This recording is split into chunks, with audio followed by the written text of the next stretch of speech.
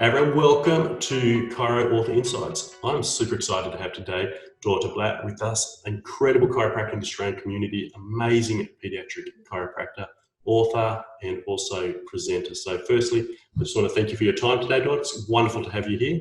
Thank you so much for having me. I'm My pleasure. Now, for those of you, and there will be very few I'm sure, who do not know the incredible reputation that Dot brings to pediatric chiropractic, she's the author of the book Switched On Kids, which we're going to talk about in a moment, but also the founder of the Switched On Kids program, where we're teaching chiropractors both nationally and internationally in the area of pediatrics to be able to help children and babies in terms of learning, behavioural difficulties, health, well-being, and enabling children to experience peak living with their families. And it's an incredible program that I just love and endorse. But in addition to that, being an incredibly busy and successful chiropractor, focusing again in that pediatric area, certifications in pediatrics, childhood neurodevelopmental disorders, also doing your master's in chiropractic pediatrics. But if I was to give an introduction that really represented what I believe is the character, the person, and the significance of your daughter, which I'm honoured to suggest is significant, it's the work that you've also done with the Kids Summit. A pediatric event raising over $100,000 for pediatric study and research to be able to further pediatrics for chiropractic, for the profession, and also for the health and lives of the community. So this is an incredible opportunity to learn from an amazing teacher, speaker, and chiropractor. So welcome to the conversation. Thank you. Now, you're an author and you wrote the book Switched On Kids, and this particular series of interviews is about chiropractors who write books and are able to use that book within their practice or as an expression of who they are. So I just want to begin by just asking you a little bit about your book, Switched On Kids. So tell us, what exactly is this book, and what is the content? What is infused within those words? So it's basically a book for the parents in my practice, or that's how it started anyway. So I'm seeing lots of children that have issues with learning, issues with behavior, and I found that it was very difficult in my busy practice to get the message across to the parents, the importance to be motivated and inspired, to get them to have a more holistic view and to stay on their chiropractic journey. So the book, I guess, was born out of my experience with my daughter, who had some learning issues, and that's how I developed my chiropractic passion for children. And what I've put into print is basically the ideas that has worked for us as a family, but also what I then want families to do. So it's about the centerpiece is chiropractic. So it keeps going back to you can't just do an elimination diet and expect your child to blossom and to function at school. Chiropractic is that linchpin that sits in the middle, and everything else comes around that. So chiropractically stimulating the brain and then minimizing the trauma thoughts and toxins in whichever way I can encourage them and empower them to do. So looking at diet, looking at how to improve better dietary habits for the family, how important movement is, and what to do to get a child to participate, because sometimes they're a little bit more into their computers or their screens. And then lastly, breathing, mindfulness, and things like that. So it is, I guess it was one of those overwhelming, passions or ideas that I had. It's just like I spend too much time trying to tell people this. They don't hear me, so they stop coming in, and I can't have that. So now I give them a book and present it to them as in, this is what I do, this is where I come from, this is what I want you to do to help your child be their best. Really perfect. Look, and that's fantastic. And there's so many different reasons a person will write a book. And again, we're talking to chiropractors and about chiropractic here. So there's a number of reasons, and it may be to develop expertise, it may be to grow your practice. But there's, I think, another really important reason, and I think most chiropractors know, understand, and feel this, and that's because they have a message to share or a passion. And so what was your primary motivation for writing the book? It was that passion. I have a song that's not out. It needs to come out. And the interesting thing, and I mean, I laugh at this because I basically wrote it 3 times, as you do. You know, I wrote it down and I had a really good idea and I thought, this is going to be easy, you know, no big deal. And then sat down and really, you know, honed in on it. And I wrote this book that was 450 pages. And I'm saying that looking down, thinking that was so embarrassing.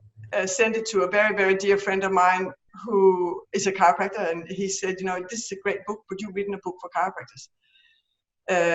That's what you told me what this book was about, was for parents. And it was like, oh, forgetting that everyone doesn't think like me. So then I had to rewrite it, and I culled it down to less than 100 pages and transformed it into like a magazine shape, I suppose, for it to be easy to pick up and put down, easy to put into a busy lifestyle. And that was exactly what my passion was. I had been in the situation. I know how busy moms are, and dads, of course. And we need small, manageable bites of information that you can put into practice straight away.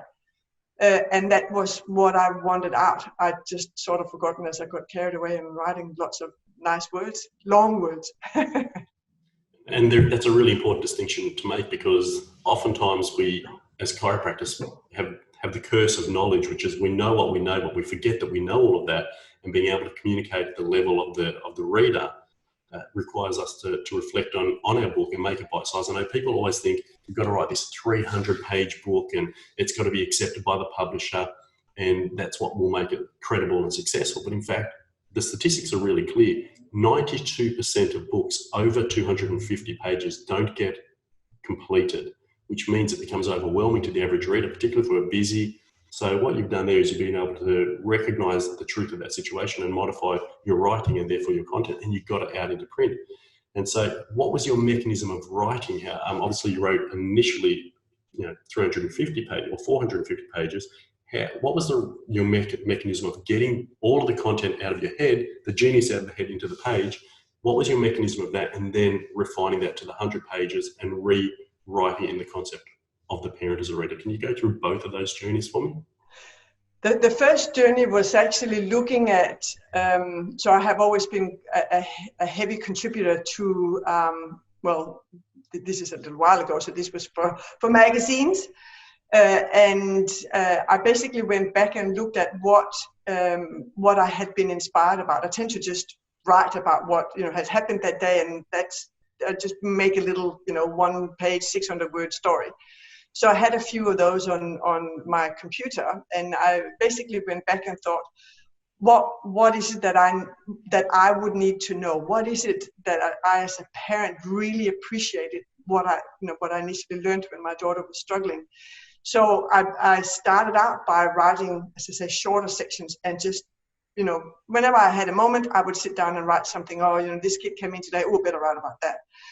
And then I took all those and put them together in a framework that said, starting here and doing chiropractic movement, just put them into sections. And that's how it ended up, because it obviously had to flow. And that's how it ended up being really wordy. And from there, I left it. I went and sulked for, a month, and then came back and read it as a parent. You have to have that little bit of distance. Can't just keep going. I had to remove myself and say, okay, well, this is chiropractic. That goes in for my next book. Wouldn't dream of throwing it away, but it was put in for the next book. And that's for the next book, that's for the next book. So I took all the chiro stuff out, and then I was left with something that didn't gel, but lots of stuff that I felt parents would enjoy, and then basically rewrote it from there. So let me just put this in a context of understanding again for other chiropractors as they listen to this and reflect on this. You were taking information you already had, knowledge that was already a part of your own understanding, and journaling that, really, and just putting your thoughts down onto paper. it didn't require anything other than the time to write. So it was like a conversation or a dialogue you're already having in your head, and you're capturing that and documenting that, and then reflecting on that to make sure it's more accessible to the audience that you want to speak to through your published book for your patients, for the community. Would that be a fair summary? That is spot on, yes. Great. So a lot of people feel that writing a book can be overwhelming, or in fact they might go to the point of saying, I'm not a writer, I'm not a speaker, I don't do that naturally.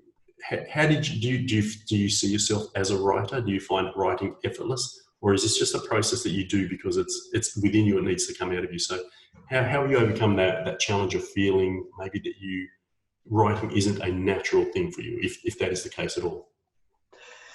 I think it's that old saying of a journey, without, what is it again, starts with a single step. I can't quite remember how it goes, but I think it's wonderful to have goals, and I think the goals need to be somewhere in your conscience, but then step back and don't make it such a big thing.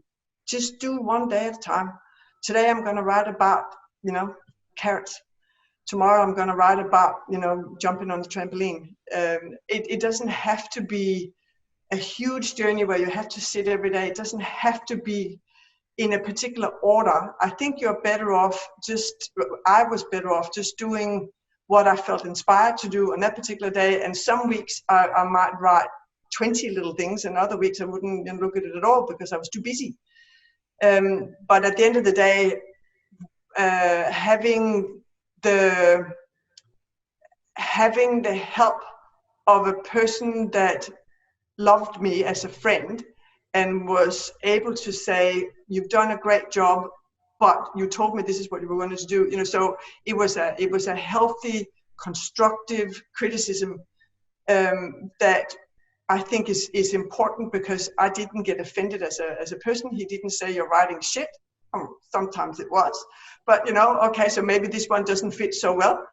And that, along with just lots of little bits, lots of little writings, and it might not be lots of little stories for other writers. It could be that it's one continuous one, but it doesn't mean that you can't start with the ending. You can write whatever you want, because we've got computers. It doesn't have to be in one big, scroll. Yeah.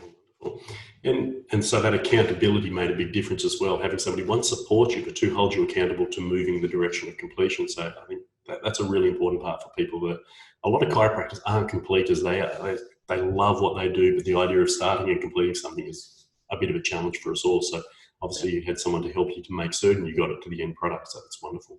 Yeah. From the perspective of now having written the book, and tell me how you engage with that within your practice to be able to share the book with your patients, the message, and how they experience not just the opportunity to read the book, but what they are learning from it and what feedback you get from the patient in regards to having written that book. Mostly people are really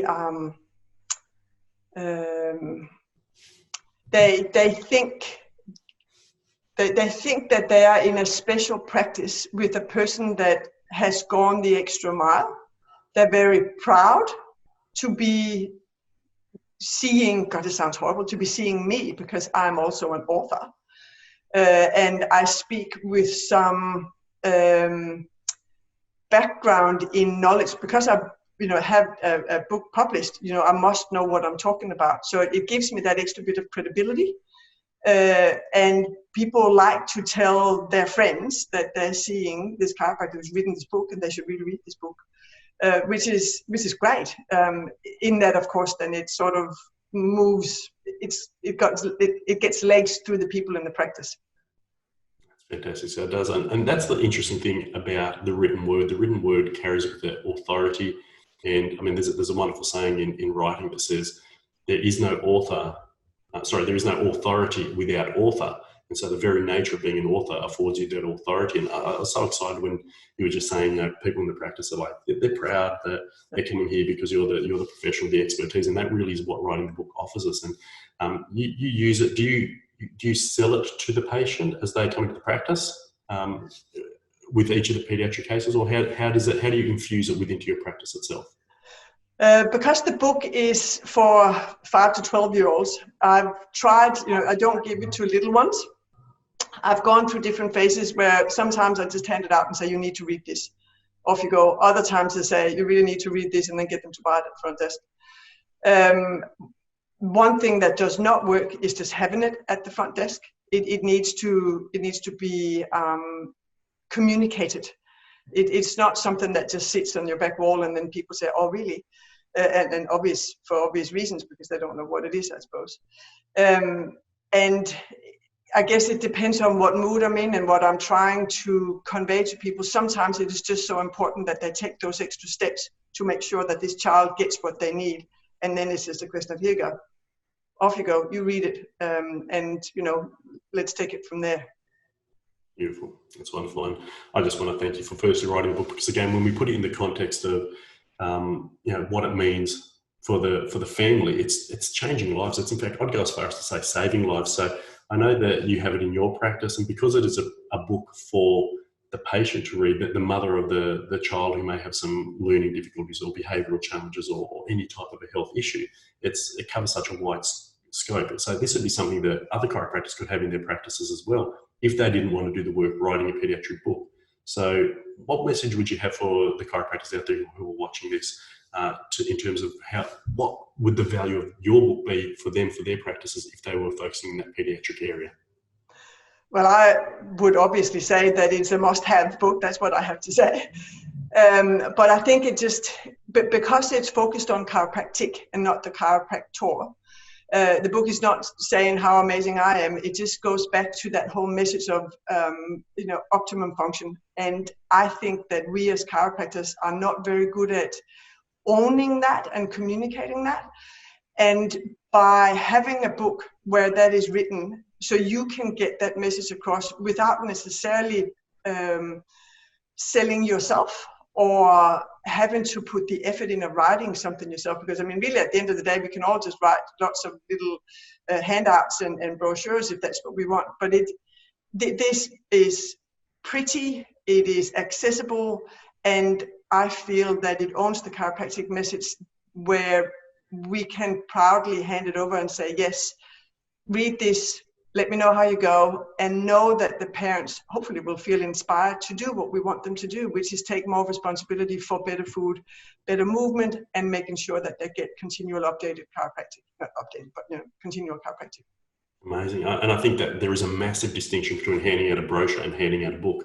The authority, the credibility, and the willingness to respond to that in a committed way through the care. So that's fantastic. And that would be great for people to have accessible and available, as well as to continue to train in pediatrics, which is, again, I'll make certain underneath this video that we have the links to the Kids Summit and to the other training events that you do, because we can continue to learn, grow and develop and reinforce that with the education of the books that we provide. And I just want to bring this to conclusion, though, with two questions. I'm going to break it into the two parts. What has it meant to you personally, emotionally, maybe even spiritually or professionally to have written a book, to have gotten it out, to get that message out? So just tell me from the heart why and what it has meant to write that book. It's hard to put into words, but it's almost like having baby number 3. It was something I was so passionate about. I mean, I've known for many years before I actually wrote it that this book needs to come out. And having it out, it's something that I'm really proud of. And it just feels like something within me is at rest. It's like I have spoken my truth. It is out in the open. I own this. This is me. And that has been incredibly valuable, and also for my confidence. It's like, you take out your little spot of ground. It's like, I own this. This is me, and I'm standing here, and I'm very happy to stand here. And if you don't like it, we'll stop you. Beautiful. And that leads me to the last question. If I believe that if we have 1,000 chiropractors each write a best-selling book, we change the landscape of the health industry, because we're getting out the chiropractic message out, and therefore the exposure of the chiropractic profession as well. So if there are chiropractors out there uncertain about whether they can write a book or whether they feel like they should be writing a book, what message have you got for the chiropractor who has within them a story to tell and a baby to birth? So some words of wisdom for them. 3 words, just do it. Perfect. 3, yeah. Yeah, don't think about, oh, I can't, I don't have time, or all the excuses that we have for everything. It is just a question of starting. Once you start it, then, you know, you do a little bit every day, just like you exercise, just like you do all the other things in your life. It just becomes part of what you do. And before you know it, you've got this amazing thing that you then have to call down. But, you know, you get there. Great. Thank you for sharing that. I think it's, I just want to, again, thank you for your time. I know you're always so busy and you contribute so much to the profession. So, Dorte, thank you for your time. And I also thank you for everything you do for chiropractic and for pediatric chiropractic. You've been a great servant. You have been an amazing educator. And, you know, I know that the world is a better place for all that you've already done. And it's going to continue to be so because of, again, all the training you've done. You've made better pediatric chiropractors of the chiropractic profession. And I'm grateful to have had you here today. Thank you very much. Thank you so much for your time.